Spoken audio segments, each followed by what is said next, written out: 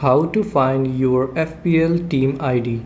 Hello and welcome to our channel. In this tutorial, I'm going to show you how you can easily find your FPL team ID. So please watch till the end to properly understand the tutorial.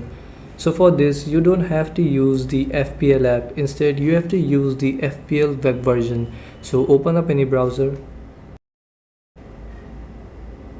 search for FPL. Then tap on the FPL website. Select the browser you are using.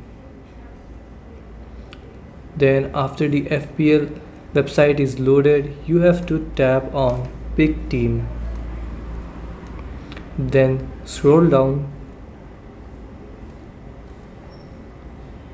and here you will see Game Week History in points and ranking. Tap on Game Week History. Now scroll to the top and tap on the URL